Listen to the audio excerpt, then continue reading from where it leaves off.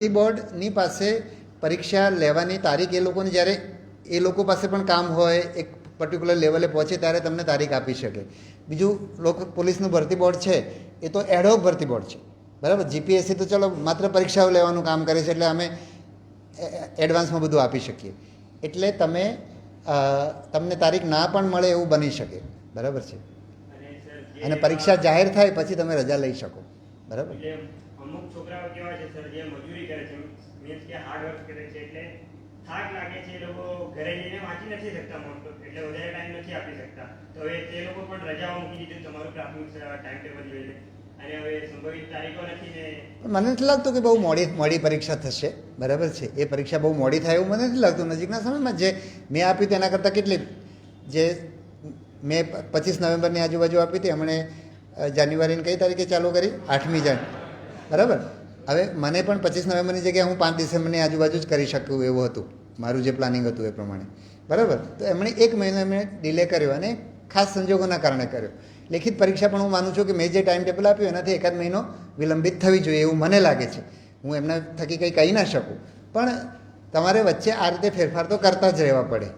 અને જ્યારે પરીક્ષા દૂર હોય ત્યારે તમે પરીક્ષા નોકરી કરતાં વાંચો, અને પરીક્ષા નજીક આવે ત્યારે રજા લો, એવું કરવું પડે, બરાબર.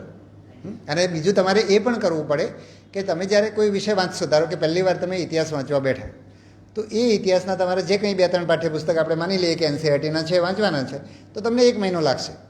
બીજી વાર વાંચશો ત્યારે તમને એનાથી ઓછો સમય લાગશે.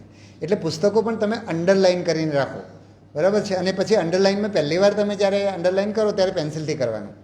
નહીં તો શું થાય કે તમને પહેલી વાર બહુ સરસ લાગે, પછી તમે બધું ચિતરી નાખો.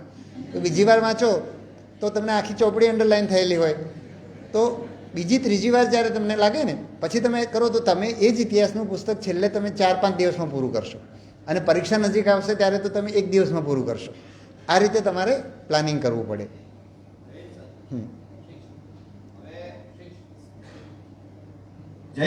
હા, હવે હાલ જે પીએસઆઈની મુખ્ય પરીક્ષાનો અભ્યાસક્રમ આવ્યો, હા, તો હવે તમે આપના જણાવ્યા મુજબ કે પ્રીવિયસ યર ક્વેશ્ચન આપણે અટેન્ડ કરવા, હવે પીએસઆઈના મુખ્ય પરીક્ષા માટે શું જીપીએસસીના પ્રીવિયસ યર ક્વેશ્ચન એકદમ બરાબર છે, જીપીએસસીને જ કરવા પડે, કારણ કે બંનેનો અભ્યાસક્રમ સરખો છે. એટલે આપણે તેના કરીએ, હા, પીએસસીના ક્વેશ્ચન પેપર આપણે અટેન્ડ કરીએ તો પીએસઆઈ માટે યોગ્ય રહી શકે. હા, યોગ્ય જ રહે. એનું કારણ છે કે બંને ગુજરાતીના પેપર છે, બરાબર. બંનેમાં નિબંધ છે, વિચાર વિસ્તાર છે, કોમ્પ્રિહેન્શન છે, બધી વસ્તુઓ સરખી છે, બરાબર. એટલે એને ભાષાના પેપર તરીકે તપાસવાનું છે. એટલે પેલા તમારી પાસે આના તો કોઈ પ્રીવિયસ યર પ્રશ્નો છે જ નહીં, તો તમારે એ જ વાંચવું પડે. એટલે એ તમને ગાઈડ કરી શકે, એમ મારું કહેવું છે, બરાબર. નમસ્કાર. નમસ્કાર.